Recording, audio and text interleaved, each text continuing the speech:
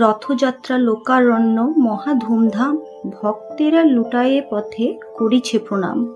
পদ ভাবে আমি দেব, রথ ভাবে আমি, মূর্তি ভাবে আমি দেব, হাসেন অন্তর্যামী। নমস্কার বন্ধুরা, বঙ্গবাণী চ্যানেলে আপনাদের স্বাগত। বন্ধুরা, আগামী 7ই জুলাই আষাঢ় মাসের শুক্লার দ্বিতীয় তিথিতে উদযাপিত হচ্ছে রথযাত্রা। জগন্নাথ দেবের স্মরণে পালিত হয় এই উৎসব। কথিত আছে, স্নানযাত্রার 15 দিন পর রথে চড়ে মাসির বাড়ি যান জগন্নাথ দেব এবং তার সাথে বলরাম এবং সুভদ্রা। কিন্তু কেন যান তা হয়তো অনেকেরই জানা নেই। সনাতন ধর্মাবলম্বীদের কাছে এই জগন্নাথ দেবের রথযাত্রা খুবই জনপ্রিয় একটি উৎসব। কিন্তু ধর্মের অন্যান্য উৎসবের মতোই রথযাত্রা হলো একটি ধার্মিক অনুষ্ঠান। এই রথযাত্রা প্রতি বছরই আষাঢ় মাসের শুক্লা তিথির দ্বিতীয়াতে পালিত হয়ে থাকে। তো বন্ধুরা, আমরা আজ এই ভিডিওতে 2024 সালে কবে রথ পড়েছে, রথের শুভ মুহূর্ত কি, এছাড়া রথযাত্রার তাৎপর্য, রথযাত্রার ইতিহাস এবং কিছু গুরুত্বপূর্ণ তথ্য, অর্থাৎ এই পুজোয় কি করলে আপনার ঘরে সুখ শান্তি আসবে তা নিয়ে আলোচনা করব। নমস্কার বন্ধুরা, বঙ্গবাণী চ্যানেলের নতুন একটি ভিডিওতে আপনাদের স্বাগত। বন্ধুরা, ভিডিওটি ভালো লাগলে লাইক, কমেন্ট এবং শেয়ার করতে ভুলবেন না। পাশাপাশি চ্যানেলে নতুন হলে সাবস্ক্রাইব করে রাখুন এই ধরনের নতুন নতুন ভিডিও পেতে। তো চলুন ভিডিও শুরু করি। তো বন্ধুরা, রথ শব্দের আবির্ভাবিক অর্থই যুদ্ধযান বা চাকাযুক্ত ঘোড়ায় টানা হালকা যাত্রীবাহী গাড়ি। তা হলেও সনাতন ধর্মাবলম্বীদের কাছে রথ শব্দের অর্থ কিন্তু অন্যরকম। রথ একটি কাঠের তৈরি যানবাহন, যার উপরে ভগবান জগন্নাথ, বলরাম এবং দেবী সুভদ্রা বসে এক স্থান থেকে অন্য স্থানে ভ্রমণ করেন। ভগবানের এই রথযাত্রা, অর্থাৎ রথে চড়ে এক জায়গা থেকে আরেক জায়গায় গমন করার এই বিষয়টিকেই রথযাত্রা বলে মনে করা হয়। এই বিষয়টিকে রথযাত্রা বলে মনে করা হয় অনেক দিন আগে থেকেই, আর তা থেকেই রথযাত্রা নামটি চলে আসছে। তবে মনে প্রশ্ন থাকতেই পারে যে এই রথযাত্রা কিভাবে শুরু হয়েছিল। তো চলুন জেনে নিই। তবে বলে দিই, এবছর রথযাত্রা পড়েছে 7ই জুলাই 2024 রবিবার। দ্বিতীয়ার শুভ মুহূর্ত হলো 7ই জুলাই 2024 ভোর 4:20 এবং দ্বিতীয়ার শুভ মুহূর্ত শেষ হচ্ছে 8ই জুলাই 2024 ভোর 4:50। তো রথযাত্রার ইতিহাস শুনুন। রথযাত্রার এই কাহিনীর সঙ্গে জড়িত আছে ভগবান শ্রীকৃষ্ণের নাম, আর জগন্নাথ হলেন ভগবান শ্রীকৃষ্ণের একটি রূপ। উড়িষ্যার প্রাচীন পুঁথি ব্রহ্মাণ্ড পুরাণ অনুযায়ী এই রথযাত্রার প্রচলন হয়েছিল সেই সত্যযুগে, যখন উড়িষ্যা মালব দেশ নামে পরিচিত ছিল। উড়িষ্যার রাজা ইন্দ্রদ্যুম্ন ছিলেন পরম বিষ্ণু ভক্ত।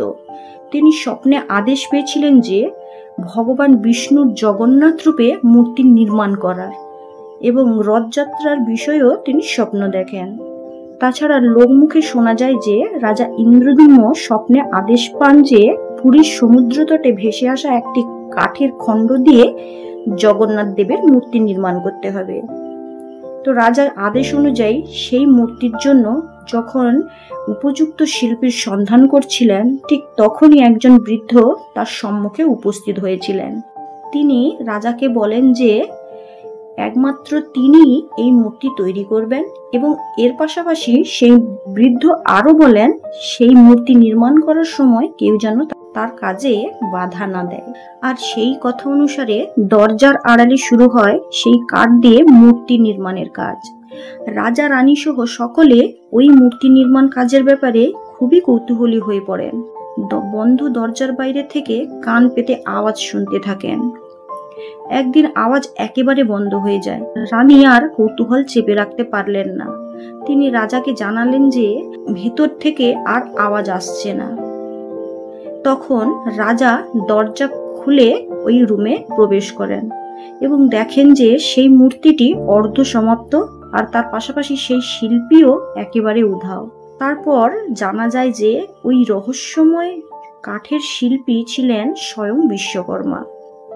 কিন্তু এদিকে দেখা যায় সেই মূর্তি একেবারেই অর্ধসমাপ্ত, মানে মূর্তির হাত ও পা নির্মাণ করা হয়নি। তা দেখে রাজা একেবারেই ভেঙে পড়েন, কারণ মূর্তি নির্মাণের কাজে বাধা দেওয়ার জন্য তিনি খুবই অনুতপ্ত হন। তখন তাকে স্বপ্ন দিয়ে জগন্নাথ দেব বলেন যে এমন ঘটনা যে ঘটবে সেটা আগে থেকেই নির্ধারিত ছিল, তিনি এই রূপেই পূজিত হতে চান। এভাবেই আবির্ভাব ঘটে জগন্নাথ দেবের এবং সেই থেকেই শুরু হয় তার পুজো। রাজা জগন্নাথ দেবের মন্দির নির্মাণ এবং রথযাত্রারও প্রচলন করেছিলেন। সেই থেকে জগন্নাথ দেবের রথযাত্রা হিন্দু ধর্মাবলম্বীদের কাছে একটি গুরুত্বপূর্ণ উৎসব হিসেবে বয়ে নিয়ে আসছে।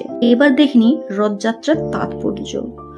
পৌরাণিক ঘটনা অনুসারে এটা সবাই বিশ্বাস করেন যে এই উৎসব শুরু হয়েছিল যখন ভগবান জগন্নাথ দেব বোন সুভদ্রার পুরী অর্থাৎ উড়িষ্যা রাজ্যে অবস্থিত একটি জায়গা দেখার ইচ্ছা প্রকাশ করেছিলেন।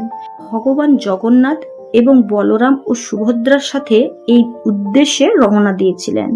সেই থেকে হিন্দু ধর্মে এই দিন অনুসারে প্রতি বছর জগন্নাথ দেবের উৎসব পালিত হয়ে আসছে। এই রথযাত্রা উৎসবে জগন্নাথ, বলরাম এবং সুভদ্রা তাদের রথে চড়ে গুন্ডিচা মন্দিরে যান আর গুন্ডিচা মন্দিরে 7 থেকে 8 দিন অবস্থান করেন। 8 দিনের পর দেবতারা অর্থাৎ ভগবান জগন্নাথ, বলরাম এবং সুভদ্রা গুন্ডিচা মন্দির থেকে চলে যান এবং ওই সময়টিকেই বলা হয় বহুদা যাত্রা। অর্থাৎ বলা যেতে পারে গুন্ডিচা মন্দির, যেটা জগন্নাথ দেবের মাসির বাড়ি হিসেবে বিখ্যাত, সেই জায়গাকেই কেন্দ্র করে এই রথযাত্রা উৎসব পালিত হয়। 7 দিন পর মাসির বাড়ি থেকে পোড়া পিঠা খেয়ে দেবতারা আবার রওনা দেন বাড়ির উদ্দেশ্যে। একেই বলা হয় উল্টো রথযাত্রা। রথযাত্রার দিন এই ছোট ছোট কয়েকটি কাজ করলে আপনারা অনেক সুফল পাবেন। সেটি হলো রথযাত্রার দিন গঙ্গা স্নান করুন আর অবশ্যই জগন্নাথ দেবের মন্ত্র জপ করুন। এছাড়া জগন্নাথ, বলরাম ও সুভদ্রার মূর্তিতে তুলসী এবং গোলাপের মালা দিন। এর সঙ্গে একটি ছোট গোটা ফল রাখুন। রথের দিন দান ধ্যান করলে শুভ ফল পাওয়া যায়। গরিব মানুষ কিংবা শিশুদের হাতে সাধ্যমতো খাবার দাবার তুলে দিতে পারেন। এই দিন অন্তত একবার রথের দড়ি টানা বা স্পর্শ করার চেষ্টা করুন, এতে পুণ্য লাভ হবে। রথ টানা হচ্ছে এই দৃশ্য দেখলেও আপনি শুভ ফল পাবেন। রথের দিন বৃক্ষরোপণ করা শুভ। বিশ্বাস করা হয় এই দিনে গাছ লাগালে তার পূর্ণ লাভ করা হয়।